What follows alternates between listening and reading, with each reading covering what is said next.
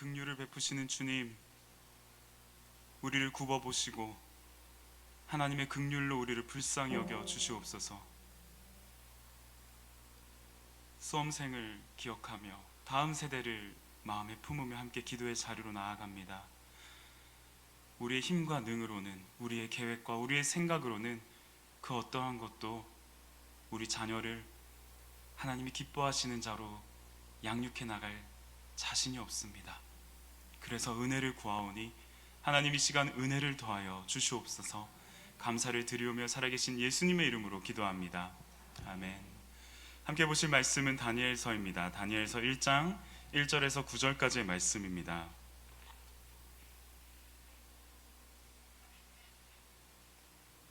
다니엘서 1장 1절에서 9절까지 말씀 함께 보도록 하겠습니다.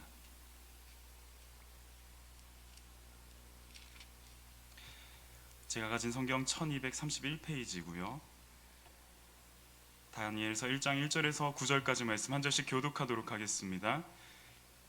유다의 왕 여호야김이 다스린 지 3년이 되는 해에 바벨론 왕 느부갓네살이 예루살렘에 이르러 성을 에워쌌더니 주께서 유다 왕 여호야김과 하나님의 전 그릇 얼마를 그의 손에 넘기심에 그가 그것을 가지고 신할 땅 자기 신들의 신전에 가져다가 그 신들의 보물 창고에 두었더라. 왕이 환관장 아스부나스에게 말하여 이스라엘 자손 중에서 왕족과 귀족 몇 사람 곧 흠이 없고 용모가 아름다우며 모든 지혜를 통찰하며 지식에 통달하며 학문에 익숙하여 왕궁에 설만한 소년을 데려오게 하였고 그들에게 갈대아 사람의 학문과 언어를 가르치게 하였고 또 왕이 지정하여 그들에게 왕의 음식과 그가 마시는 포도주에서 날마다 쓸 것을 주어 3년을 기르게 하였으니 그 후에 그들은 왕 앞에 서게 될 것이더라. 그들 가운데는 유다 자손 곧 다니엘과 하나냐와 미사엘과 아사랴가 있었더니 환관장이 그들의 이름을 고쳐 다니엘은 벨드사살이라고 하고 하나냐는 사드락이라 하고 미사엘은 메삭이라 하고 아사랴는 아벳느고라 하였더라. 다니엘은 뜻을 정하여 왕의 음식과 그가 마시는 포도주로 자기를 더럽히지 아니하리라 하고 자기를 더럽히지 아니하도록 환관장에게 구하니 함께 읽겠습니다. 하나님이 다니엘로 하여금 환관장에게 은혜와 긍휼을 얻게 하신지라. 아멘. 할렐루야. 오늘 거친 파도 날 향해 와도라는 제목으로 함께 하나님 말씀 나누고자 합니다. 옆에 계신 분들과 이렇게 좀 격려하면 좋겠습니다. 고생 많으셨습니다. 이렇게 좀 인사 나누실까요? 고생 많으셨습니다. 해당이 되는 분도 계실 테고 안 되는 분도 계시겠지만 또 이렇게도 격려하면 좋겠습니다. 일주일 남았습니다. 이렇게 인사 나누실까요? 일주일 남았습니다. 수험생과 다음 세대를 위한 학부모 기도회라는 타이틀을 가지고 지난 3주 정도 함께 말씀을 나누고 있고 다음 주면 그 시리즈를 마무리하면서 다음 주 수요일 예배가 끝나고 그 다음 날이죠. 목요일 대수능이라고 합니다. 대학 수학 능력 시험을 보는 그 날이 이제 일주일하고도 하루밖에 남지 않았습니다. 그래서 수험생 본인으로서도 참 수고 많으셨다라는 얘기를 드리고 싶고요. 수험생을 두고 양육하고 있는 우리 부모님도 너무너무나 고생 많으셨습니다. 뿐만이겠습니까? 수험생의 가정을 지켜보고 있는 하나된 공동체로서의 우리 모두 지금 계속해서 함께 기도하고 있잖아요. 또 다락방에서도 함께 중보하고 있잖아요. 우리 모두가 참 고생 많은 시간들을 보내고 있습니다. 일주일 후면은 모두가 지금까지의 고생에 대해서 다 만족할 만한 그런 결과를 얻지는 못할지라도 어쨌든 이 정해진 시간 속에서의 고생은 끝이 나는 게 아닌가라는 생각을 하게 됩니다. 그렇게 고생은 끝이 나는데 그 다음은요? 그 다음은 어떻게 될까요?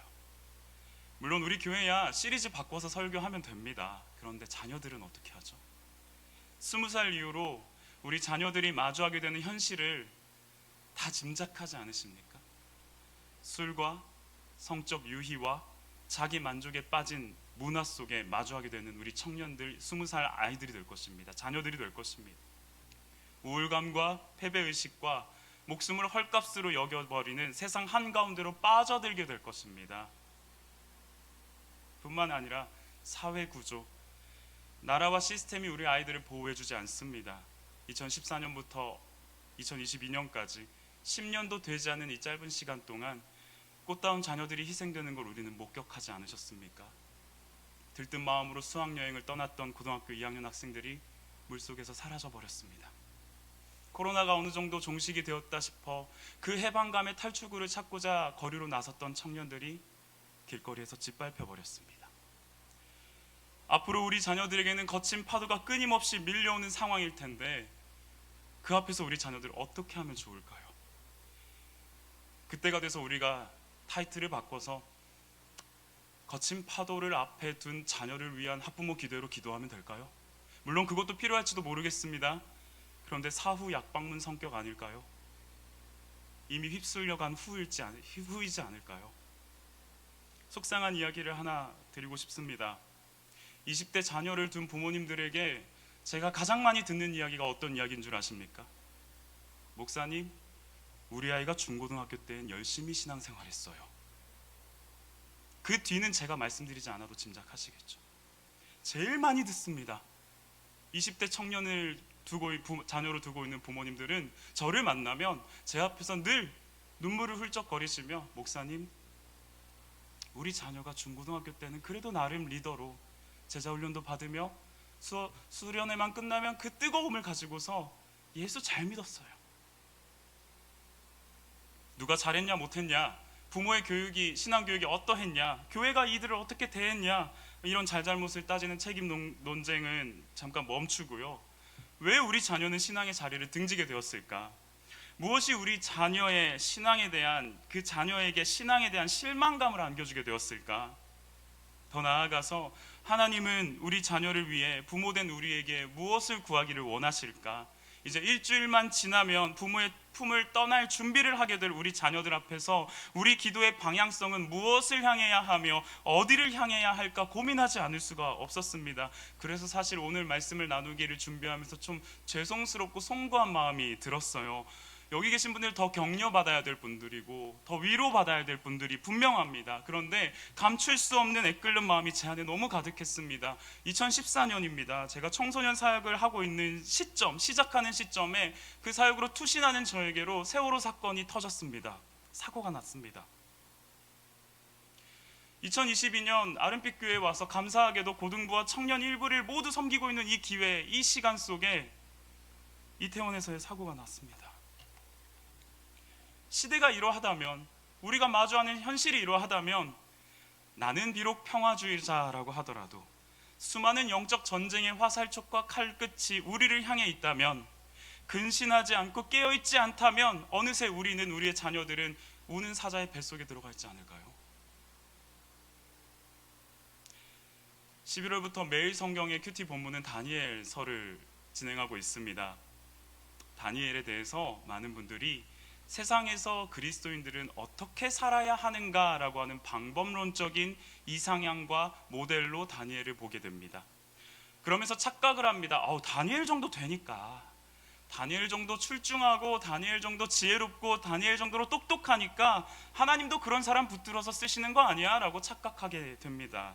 선후 관계가 뒤틀린 생각이죠. 하나님의 기준으로서 지금 다니엘서를 보고 있지 않고 우리가 세상에 속한 기준으로서 다니엘서를 보니까 인과응보적인 생각으로 다니엘을 판단하고 평가하는 겁니다. 뭔가 원인이 있으니 결과가 있겠지, 다니엘이 훌륭했으니, 다니엘이 그래도 신실했으니 하나님께서 그를 쓰시겠지라는 생각으로, 인과응보적인 생각으로 우리는 다니엘서를 보고 있습니다. 그러나 성경은 그렇게 말하지 않습니다. 우리는 그것을 은혜라고 말하지 않습니다. 그런 기준과 생각은 자기 의를 의지하는 거고 공로를 의지하는 생각입니다. 다니엘서는요, 제가 보는 다니엘서는요, 세상 속에서 하나님의 은혜에 어떻게 덧입혀져 있는 사람인지를 보게끔 합니다. 우리가 봐야 하는 성경 속의 다니엘서는요, 세상 속에 있는 다니엘이, 하나냐와 미사엘과 아사엘이 그들에게 하나님의 은혜가 어떻게 임하고 있는지를 우리는 볼 수 있어야 합니다. 다니엘이라는 인물이 부각되는 게 아니고요, 하나님의 성품이, 하나님의 은혜가 강조되는 말씀이 바로 다니엘서입니다. 손자병법에 지피지기면 백전불태라고 하는 말이 있죠. 상대를 알고 나를 알면 100번을 싸워도 위태롭지 않다라고 이야기를 합니다. 백전백승이라는 말은 다른 문구에서 쓰인다고 하더라고요. 무조건 승리할 것이다가 아니라 상대를 알고 있고 나를 잘 알고 있으면 100번을 싸울지라도 위태로운 상황은 가지 않는다라는 것을 말하는 게 이 손자봉법의 지피지기면 백전불태라는 이야기입니다.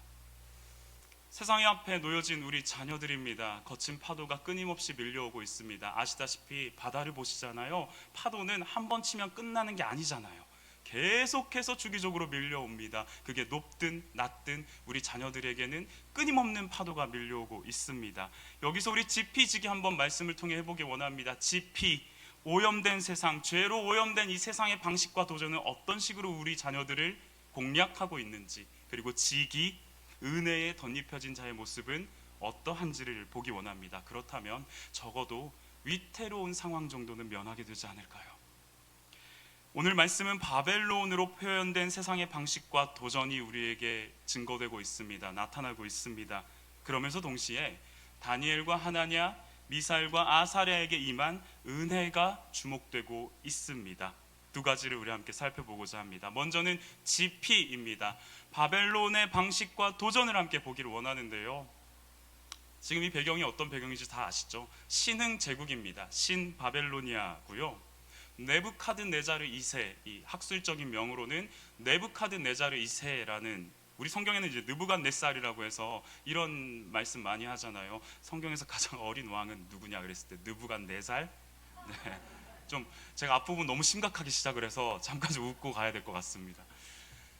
네부카드네자르 2세라고 하는 역사적 인물, 신바벨로니아를 이끌어왔고 그 당시에 초강대국이었던 아수르를, 니느웨를 함락하며 정복해버린, 그 여세를 몰아서 남유다까지 내려와서 예루살렘을 침공하여서 정복해버린 그 나라가 바로 신바벨로니아 네부카드네자르 2세입니다. 그런데 이 바벨론은 굉장히 특이한 정책을 가지고 있었습니다. 이스라엘 자손들을 포로로 끌고 갑니다. 그런데 이 포로로 끌고 가서 하는 방식, 포로를 운영하는 방식에 있어서의 세 가지의 특별한 특징들이 나타나고 있는데요. 함께 살펴보고자 합니다. 첫 번째는요, 기준을 제시해주고 있습니다. 오늘 말씀의 3절과 4절 상반절인데 우리 말씀 함께 보도록 하겠습니다. 제가 먼저 3절 읽고 나머지 자막을 통해 4절을 성도님들께서 읽어주시면 감사드리겠습니다. 왕이 환관장 아스푸나스에게 말하여 이스라엘 자손 중에서 왕족과 귀족 몇 사람, 곧 흠이 없고 용모가 아름다우며 모든 지혜를 통찰하며 지식에 통달하며 학문에 익숙하여 왕궁에 설만한 소년을 데려오게 하였고. 아멘. 기준이 제시됩니다. 조건이에요. 일단 혈통, 왕족과 귀족 중, 그리고 무흠해야 합니다. 흠이 없고 용모가 단정해야 됩니다. 총명해 보여야 합니다. 이 아이를 보면 뭔가 이 아이가 장래에 대단한 일을 할 것 같아라고 하는 명철함이 깃들어야 되고요. 아이의 하는 행동, 소년의 하는 행동들을 보면 집중력이 굉장히 좋은 것 같아라고 말할 수 있는 평가가 나타나야 합니다. 무엇보다도 아이가 예의 범절을 갖춰야 합니다. 이거 우리가 그토록 바라던 자녀의 이상향적 모습 아닌가요?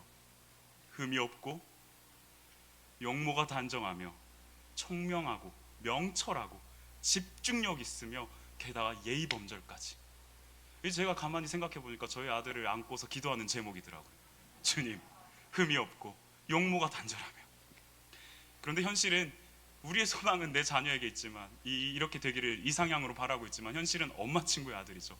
늘 내 자녀가 아닌 아이들이 그렇더라고요. 바벨론은 우리에게 보다 나은 기준을 제시해주고 있습니다. 보다 나은 기준. 누구보다요? 놀이터에서 함께 노는 저 아이보다, 뒷집의 영숙이 아들보다, 신실한 장로님과 권사님의 딸보다, 학원 옆자리에 앉은 그 친구보다 더 나은 기준을 우리 자녀들에게 제시하고 있습니다. 끊임없는 비교로 우리 아이들을 몰아가고 내던져버리고 있습니다. 비교를 어떤 목사님 이렇게 표현하시더라고요. 비참과 교만이다. 자신보다 상대가 열등하다고 느끼면은 우월하다고 느끼면 비참해지고요, 열등하다고 느끼면 교만해지는 게 비교라고 합니다. 제가 청소년들을 대상으로 말씀을 전할 때에 늘 하게 되는 주제가 있습니다. 바로 열등감입니다.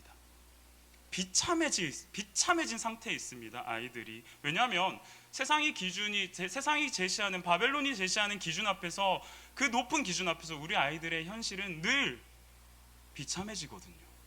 난 저거 안 되는데, 난 저렇게까지 못하는데, 나 저거 너무 힘든데. 그래서 이 친구들이 자기의 존재와 가치를 스스로 인지하지 못하게 되는 현실에 늘 봉착해 있고 그걸로 열등감에 사로잡혀 있어서 굉장히 아름답고 충분히 출중하고 충분히 하나님의 뜻을 표현하기에 너무나 귀한 가치를 지닌 친구들임에도 불구하고 끊임없이 자기를 비참함으로 끌고 가는 겁니다. 제가 10월 16일 날 주일 저녁이었죠. 고등부와 우리 청년 일부가 여기서 소소한 모임을 좀 가졌었습니다. Desire이라는 그 목마름, 갈급함이라는 주제를 가지고서 두 가지의 목마름이었어요. 먼저는 우리 좀 사랑의 목마름을 해소하자, 해갈하자라고 해서 함께 파트럭이라고 하는 이제 음식들을 가지고 와가지고 맛있는 음식을 서로 나누어 먹으며 교제하는 시간을 가졌고요. 그게 끝나자마자 바로 이 장소로 모여서 여기서 은혜의 목마름을 가지고 하나님 앞에 나아가자 그러면서 말씀 집회를 나누었습니다. 말씀 집회가 다 마무리가 되는 시점이었죠. 서로를 좀 축복하고 싶어서 마지막에는 한 그룹씩 일으켜 세워서 찬양으로 축복해주고 또 기도하는 시간을 가졌습니다. 그 자리에 참석했던 한 여학생인데요, 제가 고등부에 광고할 때에는 특별히 고3들에게 와라, 얘들아 너네 어차피 내년에 청년부 올라가도 나랑 같이 있어, 못 도망가, 어차피 나랑 같이 할 테니까 와서 청년일부 형 누나 언니 오빠들과 관계를 맺자, 고3들을 좀 위주로 초청을 했었는데요, 그날 거기에 제가 이 모임을 하는 장소에 들어갔다 좀 깜짝 놀랐던 게 고등학교 1학년 여학생 한 명이 딱 혼자 와서 앉아 있더라고요. 물론 고3들도 왔습니다. 근데 고1 학생이 한 명이 와 있더라고요. 그래서 왜 왔니? 라고 질문은 했지만 자기도 너무 이 시간을 좀 기대하고 있다라고 하면서 함께 했습니다. 축복을 하는데 그 친구를 아마 제가 제일 먼저 축복하는 시간을 가졌을 거예요. 찬양도 막 그 감정을 일으키는 그런 찬양이 아니에요. 때로는 이런 거 들으면 울죠. 근데 그게 아니라 하나님의 사랑이 당신의 삶 가운데 가득하기를 축복합니다. 굉장히 발랄하고 신나는 찬양을 딱 이 자리에 앉아있는 그 여학생에게 우리가 모든 언니 오빠 형 누나들이 막내니까요, 유일한 17세다, 여기 17세보다 더 나 어린아이 없다 이러면서 손을 뻗어 축복해주고 있는데 눈물을 펑펑펑 쏟는 겁니다. 느닷없이 울고 있는 거예요. 갑자기 그 아이가 서서 마음이 너무 미어지는 겁니다. 이 자리에서는요, 얼마나 힘들었을까. 세상의 기준에 부합하려고 끊임없이 몸부림을 치고 그런 시도들을 해나가는 그게 얼마나 지치고 힘들었을까. 그러면서 늘 비참해 보이는 자신의 모습 앞에 얼마나 힘들었을까. 그렇게 계속 울고 있더라고요. 현실입니다. 이게 우리 아이들이 겪고 있는 실상입니다. 바벨론과 같은 세상은 우리 자녀들에게 끊임없이 보다 높은 기준을 제시하고 있습니다. 우리 자녀를 그 기준 앞에서 비참으로 끌고 가는, 열등감으로 빠져들게 만드는 거친 파도가 바벨론에서 몰려오고 있습니다. 그런가 하면 바벨론의 방식과 도전 두 번째는 무엇일까요? 바로 문화를 학습시킨다는 것입니다. 4절 후반절 아까 읽지 못한 부분과 5절 말씀을 읽도록 하겠습니다. 제가 먼저 4절 읽고 성도님들 5절도 읽어주시면 감사드리겠습니다.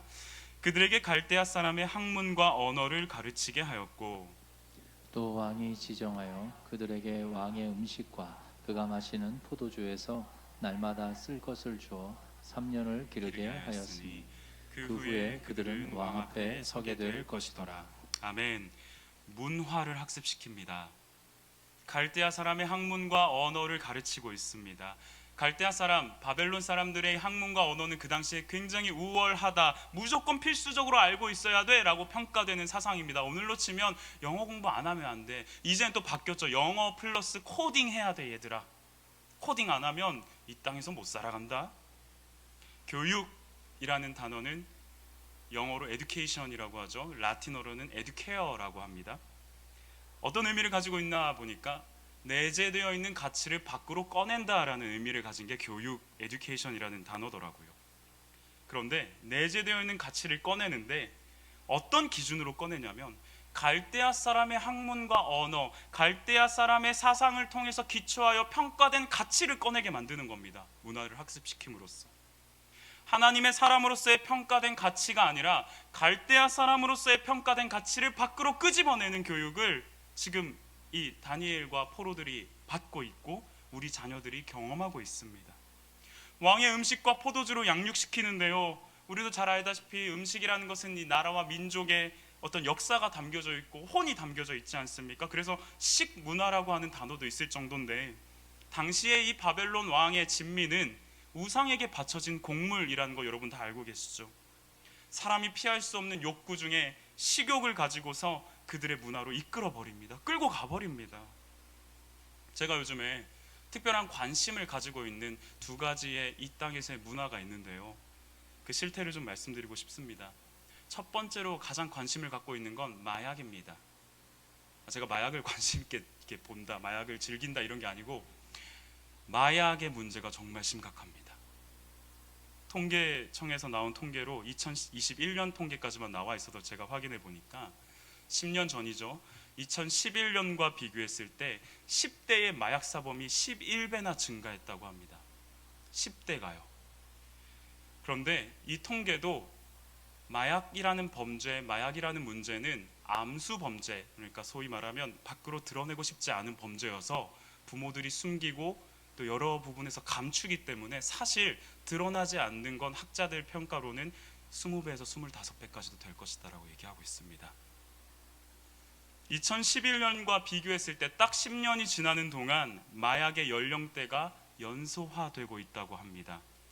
40대에서 30대로 내려갔다가 2019년부터는 20대가 마약 사범의 1위입니다. 마약의 중심에 10대와 20대가 있습니다. 마약은 자연스럽게 성적인 타락으로 아이들을 인도해 나갑니다. 그리고 마약 중독의 끝은 결국 목숨을 끊는 것입니다. 아니, 무슨 애들이 주사기 들고 다니겠어요? 아니요. 미국에서 나온 마약성 진통제 중에 하나인 펜타닐이라고 하는 마약 진통제가 있습니다. 그 말기 암 환자에게 극도로 고통을 겪고 있는 암 환자들에게 그 고통을 경감해주기 위해서 아주 소량으로 처방하는 펜타닐을 아이들이 동전 파스 같이 패치로 붙이고 다닙니다. 그게 현실입니다. 다이어트에 좋다고. 밥을 못 먹거든요. 식욕이 떨어지거든요. 식욕으로 만족할 만한 욕망이 사라져 버리니까 그걸로 살 빠진다고, 집중력 생긴다고 그 약 먹습니다. 맞습니다. 의사 처방 전 탄에서 몸이 너무 안 좋아요, 진통제 주세요. 그러면 의사 처방으로 충분히 내줄 수 있는 게 펜타닐이라고 합니다. 너무 좋은 걸 가르치나요? 자기도 모르게 마약에 중독되는 현상들이 지금 너무 많이 발생되고 있다는 게 오늘날 10대, 20대가 처해져 있는 현실이고요. 마약 청정국이요. 한때 제가 학교 다닐 때는 마약 청정국이라는 이야기를 들었었어요. 부산에서 학교를 다녔는데, 부산에서 중고등학교, 부산 또 이제 부산 아니면 또 항구 도시 아닙니까? 마약이 유통되는 항구 도시는 이제 마약이 많이 유통되잖아요. 근데 막 부산 지방경찰청에서부터 마약을 집중 단속하면서 이제 우리 부산은 마약의 청정도시입니다, 이런 얘기를 제가 진짜 많이 들었었거든요. 그런데 어느새 우리는 마약 공화국이 되어 있습니다. 손을 놓아버렸거든요. 마약 문제, 동시에 제가 또 관심을 갖는 건 동성애 문제입니다. 제가 청년들과 함께 결혼을 말하다라고 하는 책을 가지고 한 5주에서 6주 정도 북스터디를 나누고 있는데요, 결혼을 말하다라는 이 주제이기 때문에 보통 연애와 결혼에 대한 이야기를 주로 나누게 되는데, 매주마다 한 번씩 이 질문이 꼭 나옵니다. 20대 청년들은 이런 고민을 합니다. 주변에 동성애 친구가 너무 많아요. 어떤 얘기를 해야 될지 모르겠어요. 근데 목사님, 교회 다니는 애들도 많아요. 그 중에 어른들은 모르겠지만요, 우리들에겐 이게 일상이고 일반적인 상황이고 문화예요. 제가 뭐라고 얘기해야 돼요? 제가 그 질문 너무 많이 받습니다. 하나님의 평가보다 세상의 평가로서 교육을 받고 가치 매김을 당하는 현실을 마주하고 있습니다. 우리 자녀들에게 무섭고 어두운 문화에 거친 파도가 몰려오고 있는 실태를 우리는 마주하고 있습니다. 그런가 하면 마지막으로 바벨론의 방식과 도전 세 번째는 뭐냐면요, 존재를 말살시켜 버립니다. 6절과 7절 말씀입니다. 제가 읽겠습니다. 그들 가운데에는 유다 자손 곧 다니엘과 하나냐와 미사엘과 아사랴가 있었더니 환관장이 그들의 이름을 고쳐 다니엘은 벨드사살이라 하고 하나냐는 사드락이라 하고 미사엘은 메삭이라 하고 아사랴는 아벳느고라 하였더라. 계명을 시키죠. 이름을 바꿉니다. 다니엘과 하나냐, 미사엘, 아사랴라는 이름을 가지고 있습니다. 저는 좀 이 다니엘과 새 친구라고 하지 않았으면 좋겠어요. 하나냐, 미사엘, 아사랴라는 아름다운 이름이 있는데 서태지와 아이들도 아니고 다니엘과 새 친구 자꾸 이렇게 싸잡아서 얘기하는 거 좀 안 했으면 좋겠어요. 다니엘과 하나냐와 미사엘과 아사랴. 다니엘은 여호와는 하나님은 심판자이시다라는 의미를 가지고 있죠. 아사랴, 하나냐는 여호와는 은혜로우신 분이다라는 이름을 가지고 있고요. 미사엘, 누가 하나님과 같으랴라는 이름을 가지고 있고요. 아사랴, 여호와는 나의 도움이시다라는 이름을 가지고 있습니다. 모든 이름들이 여호와 하나님과 관련된 이름을 가지고 있습니다. 그런데 이름을 개명시켜 버립니다. 바벨론 문화에서는 뭐라고요? 벨드사살이라고요. 벨의 총애를 받는 자, 사드락이라고, 태양신에게 빛을 받은 자, 메삭, 누가 하나님과 같으냐에서 누가 사크라고 하는 우상과 같으랴, 아벳느고, 불의 신 느고의 종이다. 모든 것이 바벨론의 우상과 관련된 이름으로 몰려가게 됩니다. 그렇게 계명되어져 버립니다. 제 아들이 오늘 245일, 46일 정도 됐는데 아직도 기억이 납니다.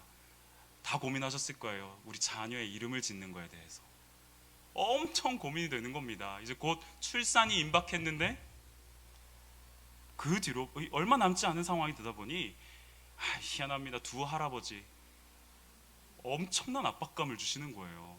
볼 때마다 이름은 지었냐, 어떻게 하기로 했냐, 내가 곰곰이 생각을 해봤는데, 내가 기도해봤는데, 이러면서 이제 두 분이 압박을 주시는데 저도 기도를 하고 있어요. 근데 계속 압박을 주시는 겁니다. 그러면서 한 번은 이제 장인어른과 같이 차를 타고 이동을 하고 있는데 갑자기 느닷없이 아들 이름은 어떻게 하기로 했니? 좀 고민 중에 있습니다. 그런데 그 곽씨가 너무 세다 그러길래, 네 맞아요, 이 곽이 진짜 세거든요. 곽씨는 함부로 이렇게 이름을 지으면 안 될 것 같다, 좀 잘 지어야 될 것 같다라고 하시면서 이런 말씀을 하시는 거예요.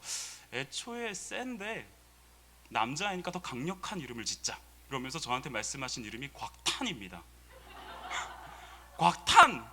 얼마나 세냐고. 요 정도면 선생님이 이름이 뭐고 그러면 저 곽탄인데요. 무섭잖아요. 강력하고 센 이름을 지으면 어떠냐라고 하시고요. 또 한 번은 이제 어떻게 하다 보니 두 할아버지가 마주한 자리가 됐고 저도 같이 있었습니다. 근데 두 할아버지가 MBC 청룡 때부터 프로야구 LG 트윈스의 팬이세요.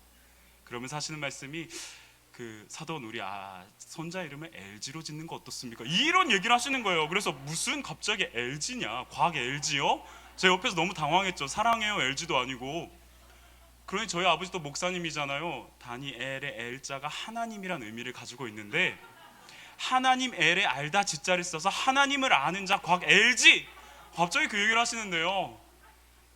제가 너무 그 순간 그 얘기를 듣고 이거 실제화가 될 수도 있겠다, 내가 빨리 이름을 짓지 않으면 진짜 이런 사단이 벌어질 수도 있겠다라는 생각에 열심히 기도했습니다. 그러면서 하나님께서 말씀을 보게 하시는데 시편 91편 1절과 9절 말씀이었습니다.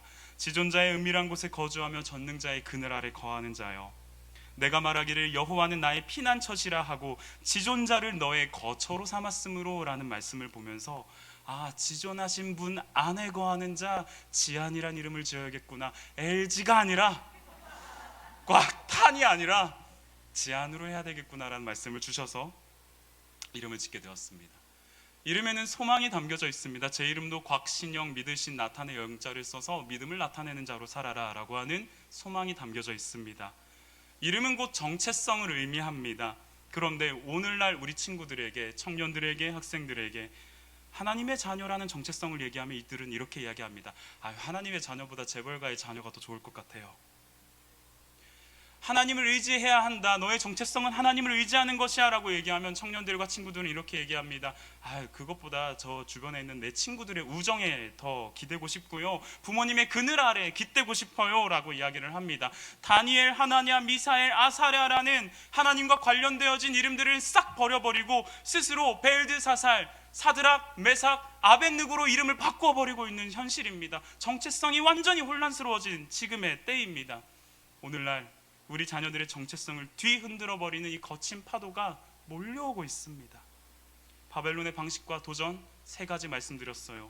도달 불가능한 기준을 제시하면서 이들을 비참에 빠뜨려버리는 거친 파도가 몰려오고 있고요.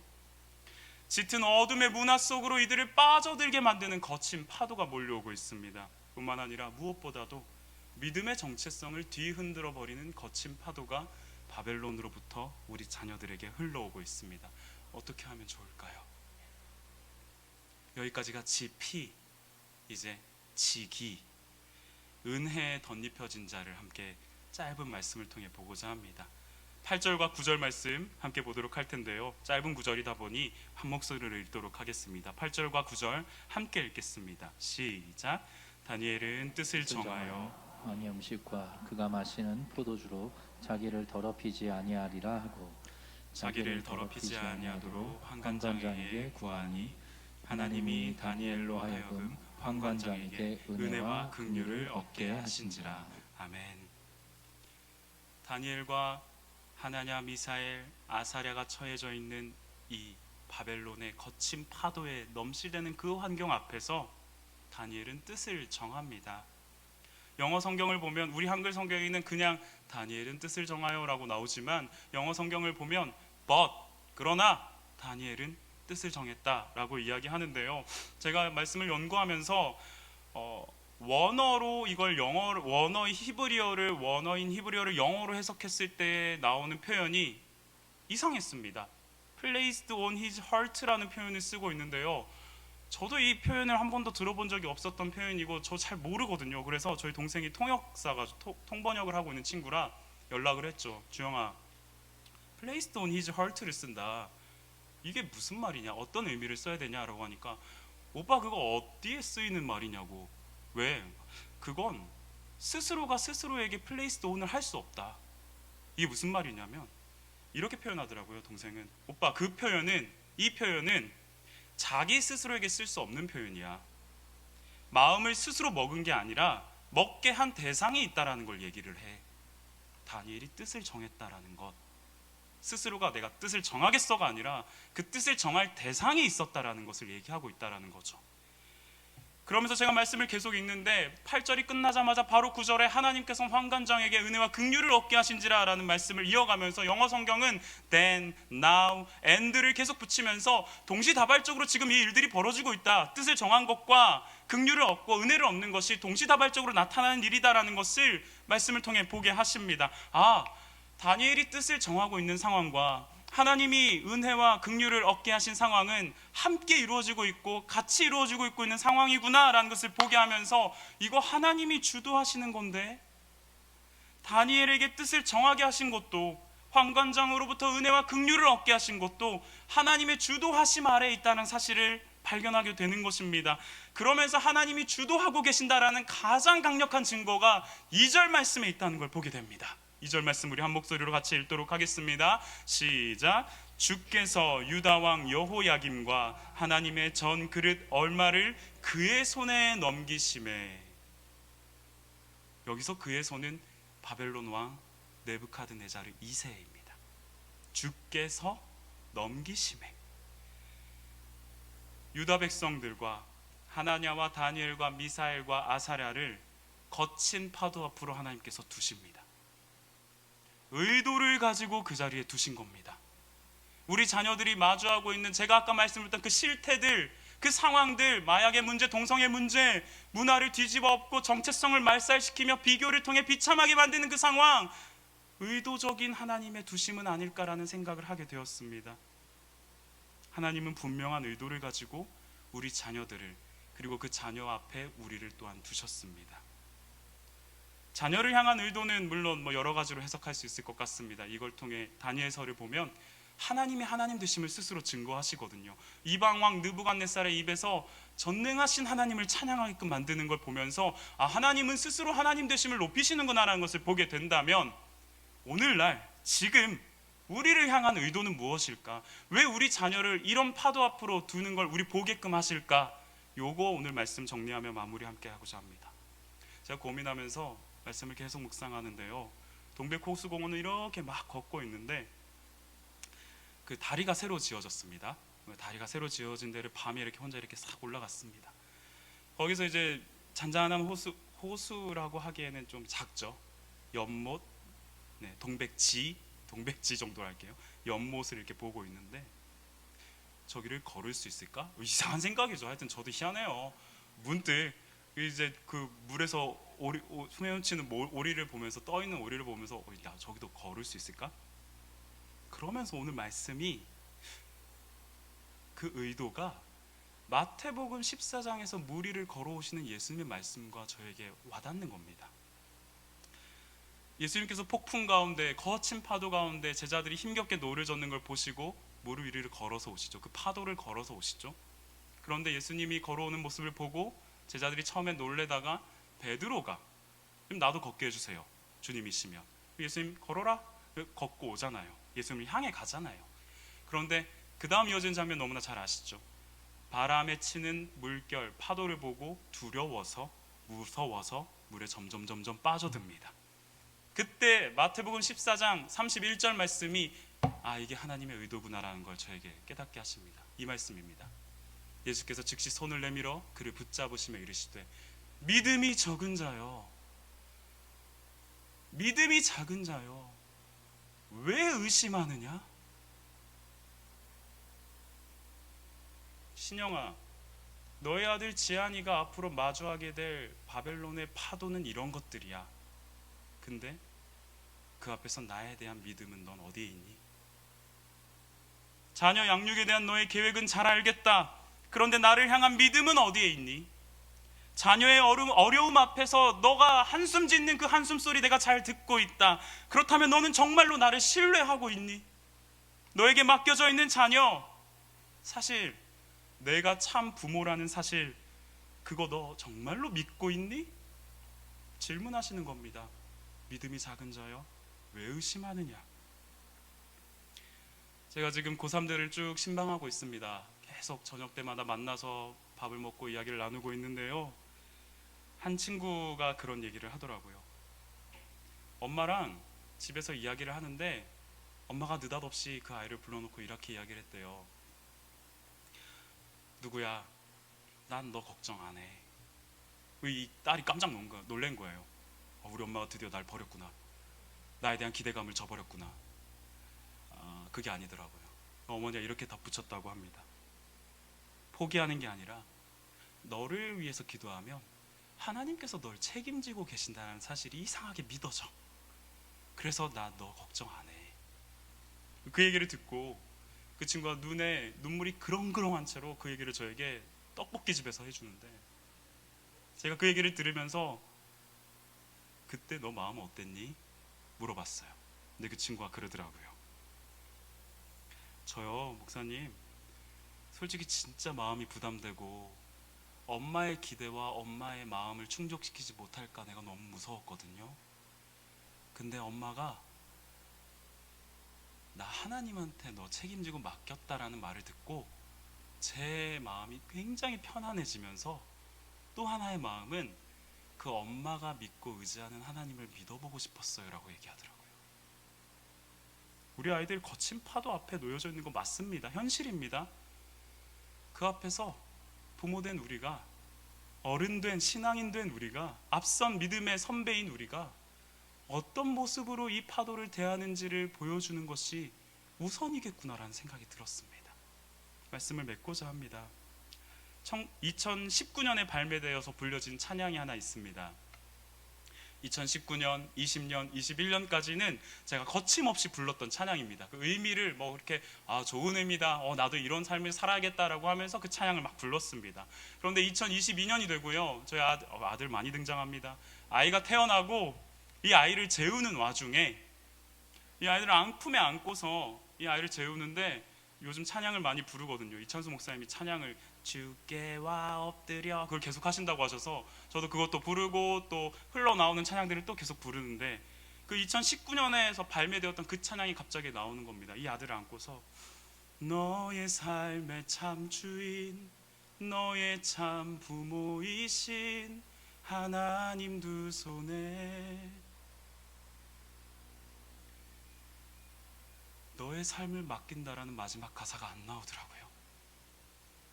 그 앞에서 한참을 머물러 있었습니다. 이 아이를 품고 너의 삶의 참 주인, 너의 참 부모이신 하나님 두 손에 2019년, 20년, 21년에는 아무렇지도 않았거든요. 너의 삶을 맡긴다. 내 아들 태어나면 그렇게 불러야지. 아이가 태어나면 나 이 아이 하나님께 충분히 맡길 수 있어 라고 생각했는데 그날 밤은 이 아이를 안고서 안 불러지는 거예요. 그 마지막 가사가.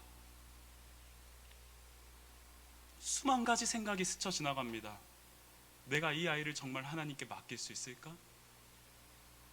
그러면서 성경에 나오는 몇몇 부모들이 제 머릿속을 스치는 겁니다. 하나님이 가라고 하셔서 이삭의 손 붙잡고 모리아 산으로 올라가는 아브라함의 마음이 어땠을까? 젖도 떼지 못한 상황에서 이 아이를 갈대 상자에 담아 물에 흘려 보내는 요게벳의 마음은 어땠을까? 자기가 불임인데 내 불임으로 고통받는 이 아픔이 이스라엘의 하나님의 마음을 닮은 사람이 없다라는 사실로 괴로워하는 하나님의 마음과 나의 마음이 통해져서 하나님 나에게 아이를 주시면 내가 이 아이 하나님께 드릴게요 라고 고백하는 한나의 마음은 어땠을까?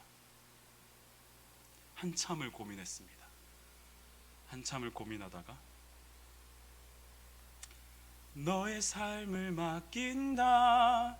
너의 삶의 참 주인, 너를 이끄시는 분, 하나님 두 손에 너의 삶을 드린다.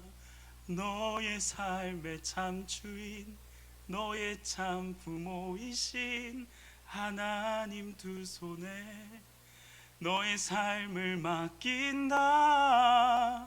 너의 삶의 참 주인, 너를 지키시는 분, 하나님 두 손에 너의 삶을 드린다.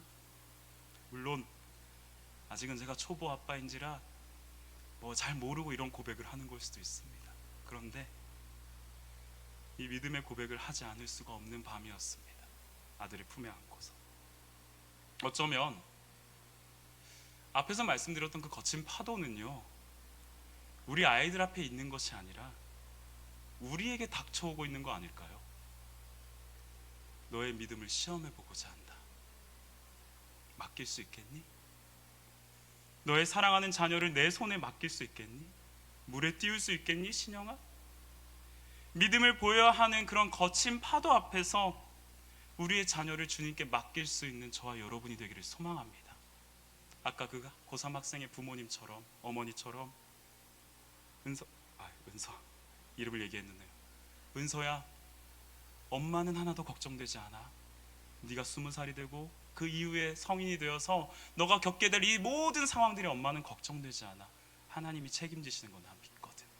그 고백이 저와 여러분의 고백이 될 때 바로 그때 주님께서 일하심을 경험할 수 있을 거라 믿습니다.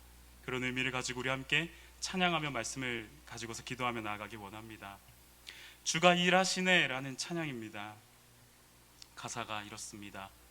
날이 저물어 갈 때에 빈들에서 걸어갈 때 그때가 하나님의 때입니다. 내 힘으로 안 될 때, 이제 내 손에서 우리의 자녀를 놓아야만 할 때, 그래서 내 손에 아무것도 없고 빈손으로만 있을 때 내가 고백한다. 여호와 이레.